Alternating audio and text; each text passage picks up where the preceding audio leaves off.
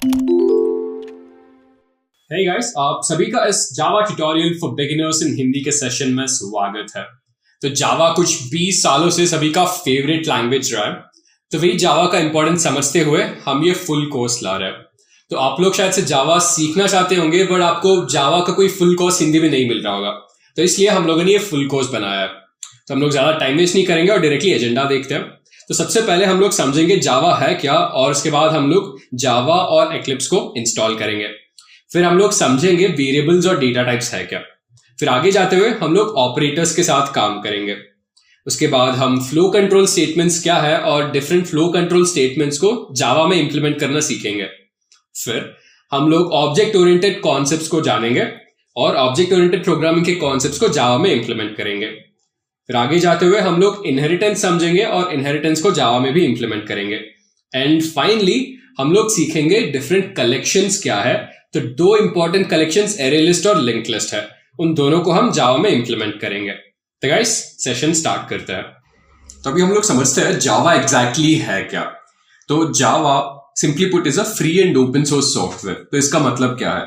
तो जावा जब मैं बोलता एक फ्री सॉफ्टवेयर है तो आपको पे करने की जरूरत नहीं है, और जब मैं बोलता ओपन सोर्स है तो आप डाउनलोड कर सकते हो और आप जो है कोड करना स्टार्ट कर सकते हो। तो जावा के साथ काम करना बहुत ही ज्यादा आसान है। आपको बस जावा को इंस्टॉल करना है और आप जो है कोडिंग करना स्टार्ट कर सकते हो।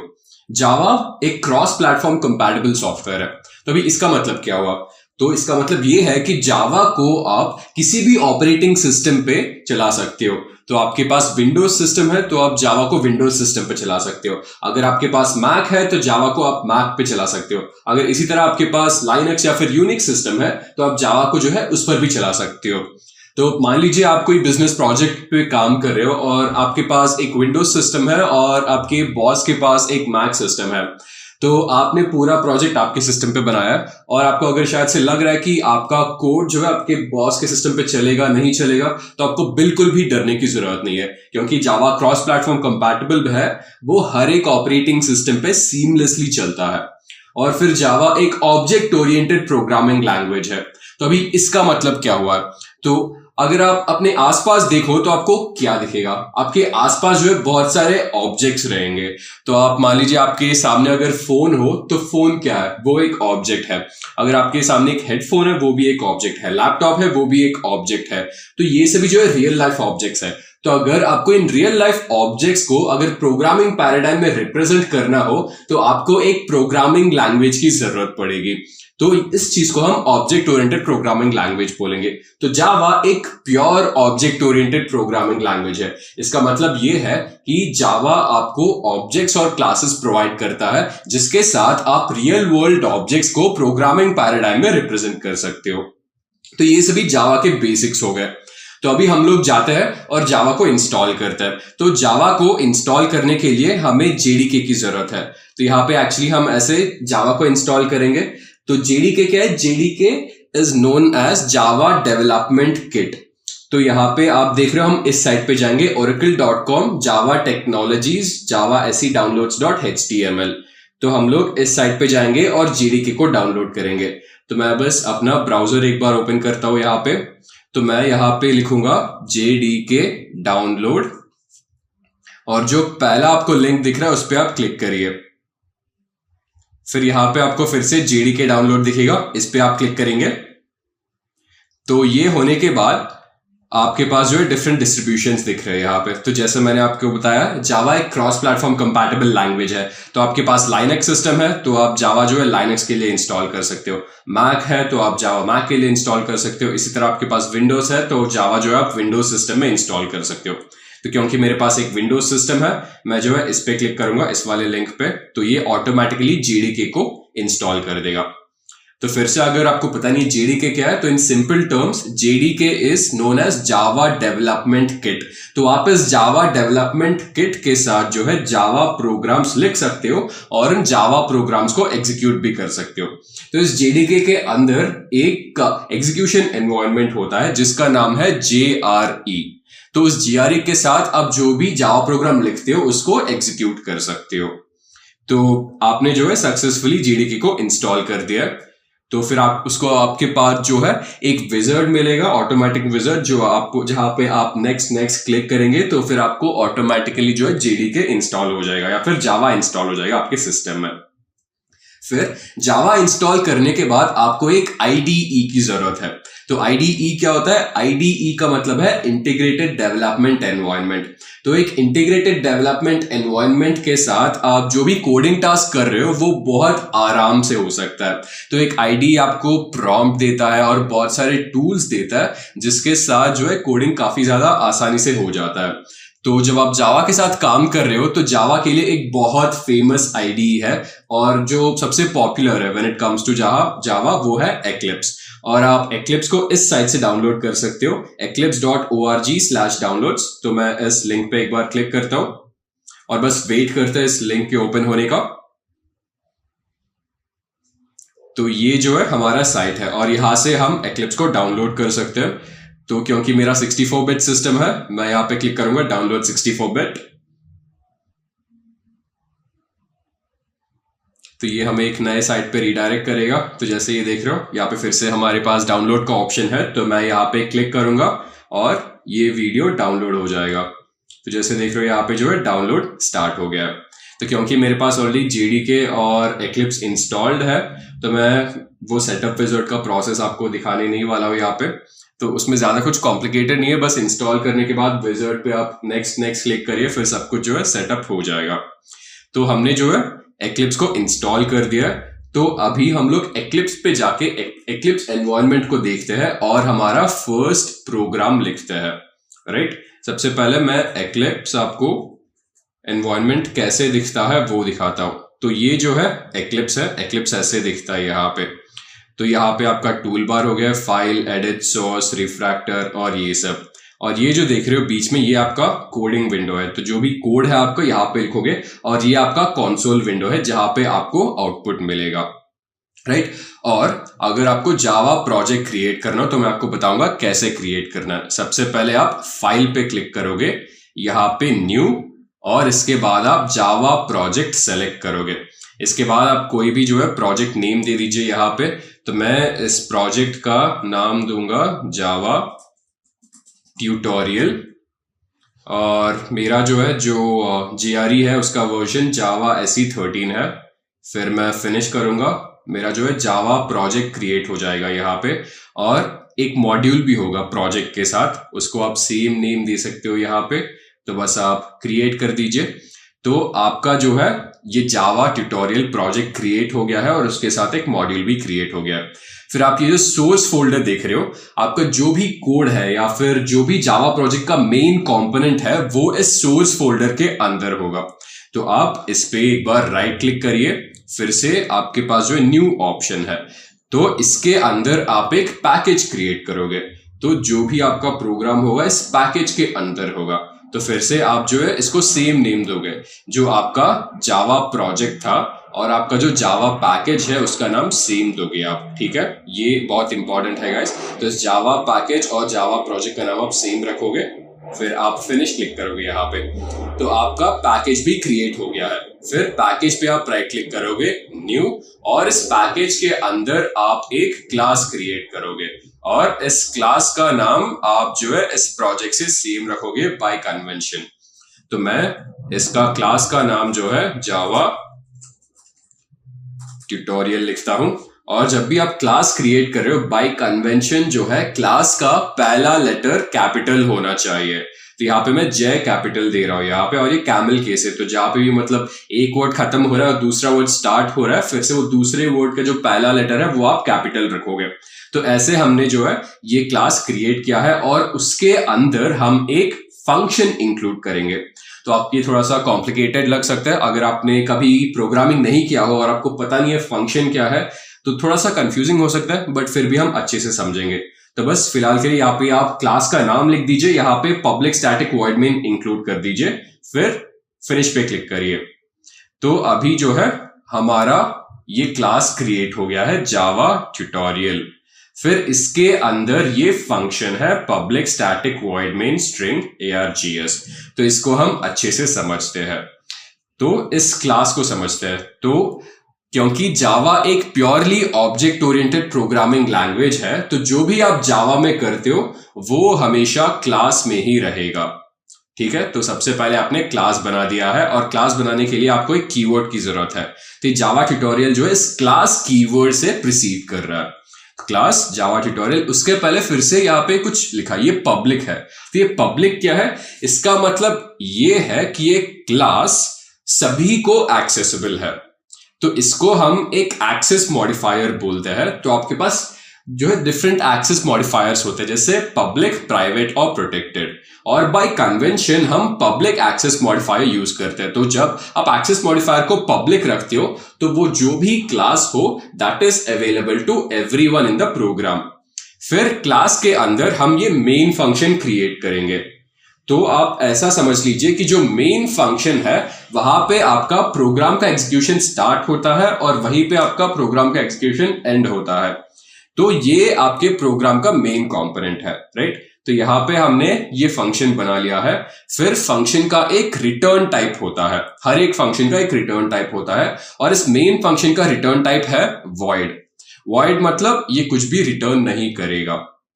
और फिर इसके बाद यहाँ पे पब्लिक स्टैटिक लिखा है। पब्लिक का मतलब ये है फिर से कि ये मेन फंक्शन जो है हर जगह से एक्सेसिबल है क्योंकि ये पब्लिक फंक्शन है। फिर स्टैटिक, तो ये स्टैटिक हमें ये बता रहा है कि ये जो मेन फंक्शन है अगर हमें इसको एक्सेस करना है तो हमें एक ऑब्जेक्ट के साथ उसको एक्सेस करने की जरूरत नहीं पड़ेगी। तो फिर से अगर ये थोड़ा सा कॉम्प्लिकेटेड है तो आप बस थोड़ा सा वेट करिए, आपको सब कुछ जो है समझ में आ जाएगा। फिलहाल के लिए आप बस इतना समझिए, ये हमारा मेन क्लास है जावा ट्यूटोरियल, उसके अंदर हमारे पास एक मेन फंक्शन है जो कि पब्लिक है, राइट। बस ये जो है आप समझ लीजिए यहां तक। फिर जो भी आप प्रोग्राम लिखना चाहते हो वो सब प्रोग्राम आप मेन फंक्शन के अंदर लिखोगे। तो हम अभी जाके जो है हमारा पहला प्रोग्राम लिखेंगे।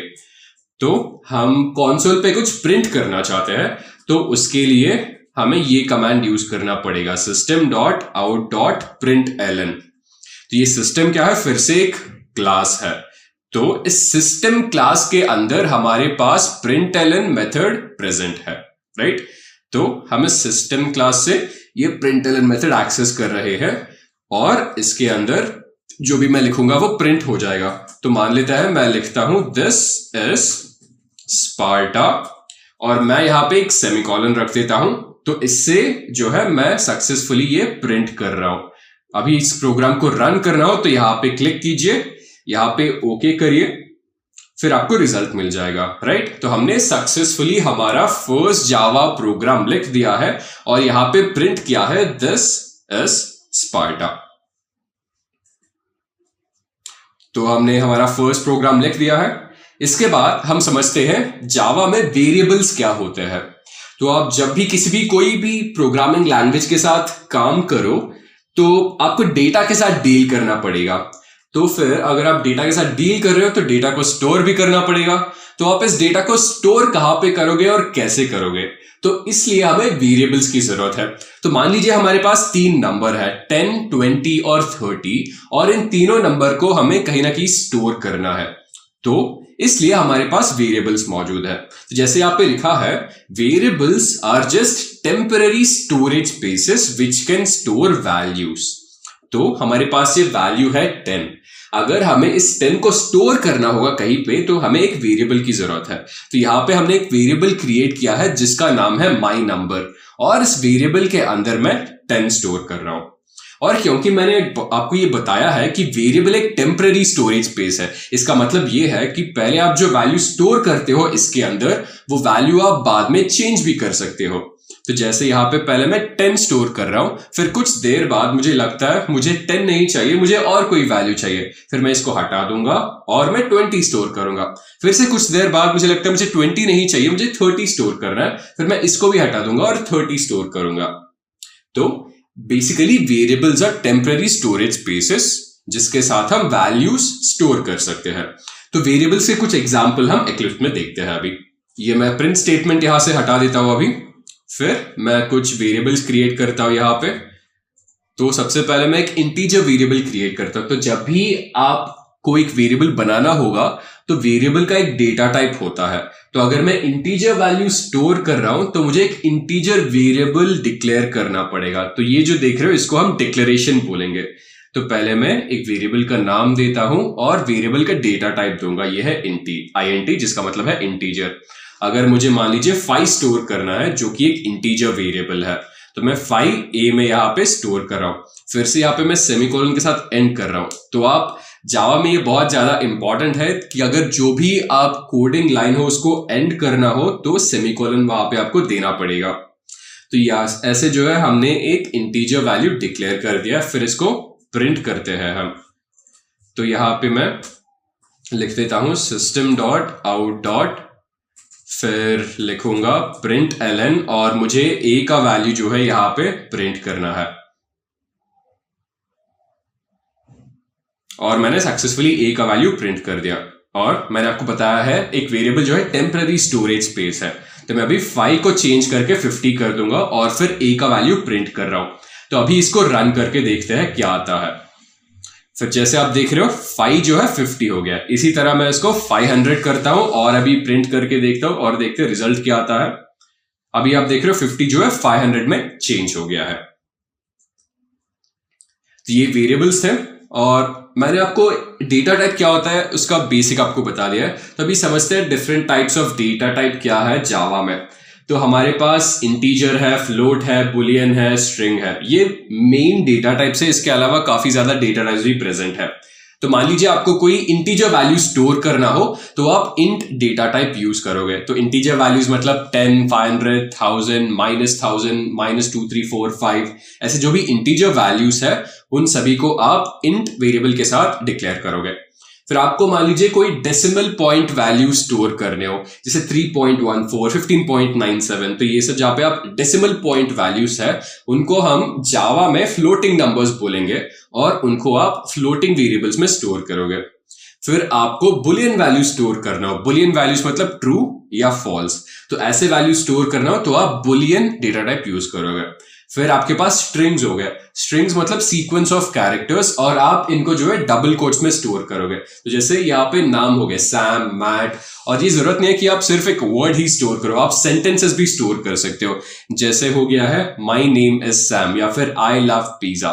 तो ये सब जो कुछ सेंटेंसेस हो गए जो कि आप स्ट्रिंग के साथ स्टोर कर सकते हो। तो अभी इन सभी के एग्जाम्पल्स देखते हैं हम। तो हमने इंटीजर का तो एग्जाम्पल देख लिया है, अभी हम एक फ्लोटिंग पॉइंट का एग्जाम्पल देखते हैं। तो फ्लोटिंग पॉइंट वैल्यू अगर स्टोर करना है तो हमें फ्लोट ए लिखना पड़ेगा और अगर ये फ्लोटिंग पॉइंट है तो मुझे इसके बाद एफ लिखना पड़ेगा क्योंकि ये कंपाइलर को बताएगा कि ये फ्लोटिंग पॉइंट नंबर है। Right guys, keep this in mind. तो अगर आप कोई फ्लोटिंग पॉइंट वैल्यू के साथ काम कर रहे हो तो उस नंबर के बाद आपको ये सफिक्स एफ ऐड करना पड़ेगा क्योंकि ये जावा कंपाइलर को बताएगा कि ये एक्चुअली एक डेसिमल पॉइंट नंबर या फिर एक फ्लोटिंग पॉइंट नंबर है। तो ये हमने यहाँ पे लिख दिया है। फिर से हमको बस ये प्रिंट करना पड़ेगा। तो यहाँ पे हम system dot out dot print ln लिख देंगे और हमें ये a का वैल्यू प्रिंट करना पड़ेगा। मैं ओके पे क्लिक करता हूं और हमने सक्सेसफुली जो है ये डेसिमल वैल्यू यहाँ पे प्रिंट कर दिया है। राइट, जैसे देख रहे हैं यहाँ पे हमारे पास है 500.0। भले ही मैंने बस यहाँ पे 500 लिखा है क्योंकि ये फ्लोटिंग पॉइंट नंबर है, हमारे पास रिजल्ट हो गया है 500.0। तो फिर इसके बाद हमें बुलियन वैल्यूज देखने पड़ेंगे। तो मैं यहाँ पे बुलियन लिख देता हूं, बुलियन ए, और बुलियन वैल्यूज हमारे पास बस दो होते हैं, ट्रू, फॉल्स। तो इस बार मैं ट्रू स्टोर कर रहा हूं ए में, फिर मैं इसको प्रिंट कर देता हूं और रिजल्ट देखते हैं।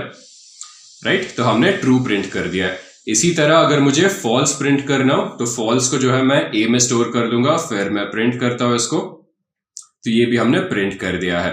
तो इसके बाद हमारे पास बस स्ट्रिंग बचा है, तो हम एक स्ट्रिंग वेरिएबल भी बना लेते हैं यहाँ पे, स्ट्रिंग, फिर वेरिएबल का नाम ए है यहाँ पे, फिर मैं यहाँ पे कुछ लिख देता हूं। यहाँ पे मैं लिखूंगा दिस इज स्पार्टा, यहाँ पे मैं सेमीकोलन से इसको एंड कर दूंगा, फिर मैं इसको प्रिंट कर रहा हूं यहाँ पे। तो हमने सक्सेसफुली इसको प्रिंट कर दिया है, दिस इज स्पार्टा।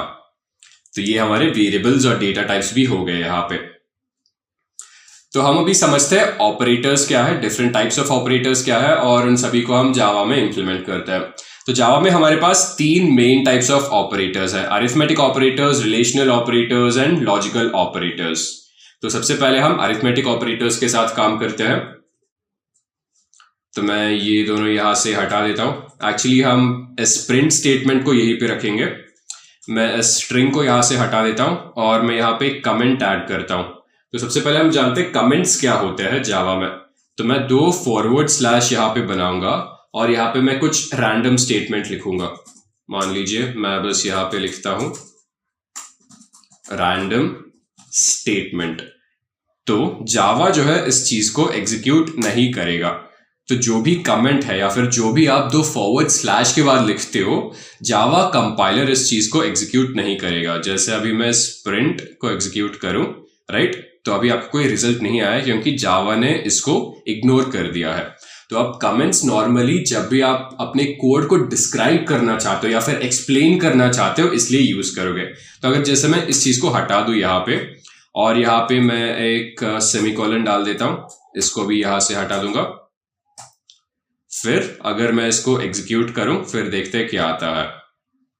हमें एरर मिलता है क्योंकि हमने ये जावा कंपाइलर मान के चल रहा है रैंडम जो है एक वेरिएबल है जो कि हमने कहीं पे इनिशियलाइज नहीं किया, इसलिए हमारे पास ये एरर आ रहा है। अगर वही मैं यहाँ पे 2 फॉरवर्ड स्लैश कर दूं तो ये जो एक कमेंट हो जाएगा, फिर जावा इसको एक कमेंट की तरह ट्रीट करेगा और हमें कोई एरर नहीं मिलेगा। तो मैं एक कमेंट यहाँ पे ऐड कर दूंगा, अरिथमेटिक ऑपरेटर्स, क्योंकि हम अरिथमेटिक ऑपरेटर्स के साथ काम कर रहे हैं और हमारे अरिथमेटिक ऑपरेटर्स क्या रहेंगे, प्लस, माइनस, मल्टीप्लिकेशन और डिविजन। तो ये हमारे अरिथमेटिक ऑपरेटर्स हो गए। तो इन अरिथमेटिक ऑपरेटर्स के साथ काम करने के लिए मैं सबसे पहले कुछ वेरिएबल्स को डिक्लेयर कर देता हूं। तो मैं यहाँ पे इंट a लिखता हूं और 10 में a में मैं 10 का वैल्यू स्टोर करूंगा। फिर मैं और एक वेरिएबल लेता हूं b, जिसमें मैं 20 का वैल्यू स्टोर करूंगा। तो मेरे पास 2 वेरिएबल जो है अभी तैयार हो गए। तो इसके बाद मुझे बस अभी ऑपरेटर्स के साथ काम करना होगा। तो मैं सबसे पहले प्लस ऑपरेटर के साथ काम करूंगा। तो मैं यहाँ पे a प्लस b लिख देता हूं। इसको मुझे एक्चुअली प्रिंट स्टेटमेंट के अंदर लिखना पड़ेगा। तो a प्लस b मतलब 10 a के अंदर स्टोर है और 20 b के अंदर स्टोर है। तो जब आप 10 प्लस 20 करते हो आपको वैल्यू मिलेगा 30। तो मैं इसको प्रिंट करूंगा और हमें रिजल्ट मिल गया है 30। इसी तरह मुझे सब्ट्रैक्शन करना हो तो मैं यहाँ पे a माइनस b करूंगा। तो जब मैं यहाँ पे a माइनस b कर रहा हूं तो मुझे -10 मिल रहा है क्योंकि 10 माइनस 20 इज -10। तो ये डिपेंडेंट है कौन सा ऑपरेंड पहले आता है। तो a माइनस b के बदले अगर मैं यहाँ पे जैसे b माइनस a लिखता हूं तो वैल्यू जो है चेंज होगा। यहाँ पे -10 के बदले हमें जो है यहाँ पे +10 मिलेगा क्योंकि b माइनस a मतलब 20 माइनस 10 जो कि हो जाएगा कितना, 10। फिर मैं इसको b इंटू a करता हूं जिसके साथ हम मल्टीप्लीकेशन कर सकते हैं। तो b इंटू a मतलब 20 इंटू 10। तो जब आप 20 इंटू 10 करो आपको 200 का वैल्यू मिलेगा। फिर हम डिवीजन करते हैं b डिवाइडेड बाई a मतलब 20 डिवाइडेड बाई 10। तो आप 20 को 10 के साथ डिवाइड करो, आपको जो है क्या मिलेगा, 2 मिलेगा। तो ये सब जो है बेसिक अरिथमेटिक ऑपरेटर्स हो गए। तो फिर अरिथमेटिक ऑपरेटर्स के बाद हम रिलेशनल ऑपरेटर्स देखते हैं। मैं यहाँ पे लिख देता हूं रिलेशनल ऑपरेटर्स। फिर रिलेशनल ऑपरेटर्स होंगे less than, greater than, double equal to और नॉट इक्वल टू। तो इन सभी ऑपरेटर्स के साथ एक एक काम करता है। फिर से हमारे पास वेरिएबल ये रहेंगे a और b। मैं सबसे पहले लेस देन ऑपरेटर के साथ काम करना चाहता हूं। तो मैं जानना चाहता हूं जो वैल्यू a में प्रेजेंट है वो b से कम है क्या। तो मैं यहाँ पे चेक कर रहा हूं a is less than b। फिर एग्जीक्यूट करते देखते रिजल्ट क्या आता है यहाँ पे। तो a is less than b हमें ट्रू मिलता है क्योंकि 10 इज ऑब्वियसली लेस देन 20। फिर मैं इस लेस देन को चेंज करता हूं ग्रेटर देन में। फिर इसको एग्जीक्यूट करके